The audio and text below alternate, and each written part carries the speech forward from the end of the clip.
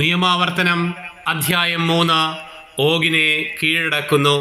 നമ്മൾ തിരിഞ്ഞ് ബാഷാനിലേക്കുള്ള വഴിയിലൂടെ കയറിപ്പോയി. അപ്പോൾ ബാഷാൻ രാജാവായ ഓഗും അയാളുടെ സകല ജനവും എദ്രയിൽ വെച്ച് നമുക്കെതിരെ യുദ്ധം ചെയ്യാൻ വന്നു. എന്നാൽ കർത്താവ് എന്നോട് പറഞ്ഞു, അവനെ ഭയപ്പെടേണ്ട, എന്തെന്നാൽ അവനെയും അവൻ്റെ ജനത്തെയും രാജ്യത്തെയും ഞാൻ നിന്റെ കരങ്ങളിൽ ഏൽപ്പിച്ചിരിക്കുന്നു.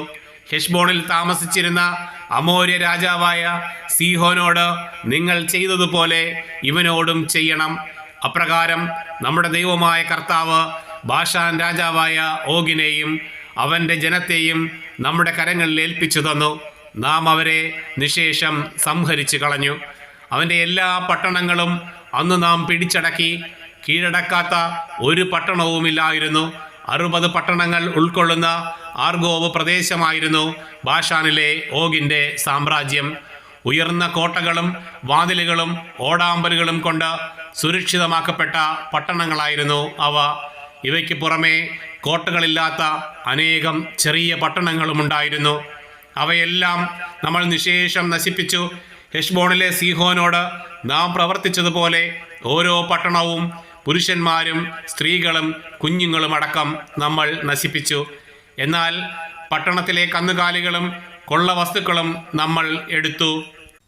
ജോർദാന്റെ അക്കരെ അർണോൺ നദി മുതൽ ഹെർമോൺ മല വരെയുള്ള പ്രദേശം മുഴുവൻ 2 അമോര്യ രാജാക്കന്മാരിൽ നിന്ന് അന്ന് നമ്മൾ പിടിച്ചടക്കി. ഹെർമോണിനെ സിദോണിയർ സിറിയോൺ എന്നും അമോര്യർ സെനീർ എന്നും വിളിക്കുന്നു. സമതലത്തിലെ എല്ലാ പട്ടണങ്ങളും ഗിലെയാദ് മുഴുവനും ബാഷാനിലെ ഓഗിൻ്റെ സാമ്രാജ്യത്തിലെ പട്ടണങ്ങളായ സൽക്കായും എദ്രയും വരെയുള്ള പ്രദേശവും നമ്മൾ പിടിച്ചെടുത്തു. റഫായിം വംശത്തിൽ ബാഷാൻ രാജാവായ ഓഗു മാത്രമേ അവശേഷിച്ചിരുന്നുള്ളൂ. അവൻ്റെ കട്ടിൽ ഇരുമ്പ് കൊണ്ടുള്ളതായിരുന്നു. അത് ഇന്നും അമോന്യരുടെ റബ്ബായിൽ ഉണ്ടല്ലോ. സാധാരണ അളവിൽ 9 മുഴമായിരുന്നു അതിൻ്റെ നീളം, വീതി 4 മുഴവും.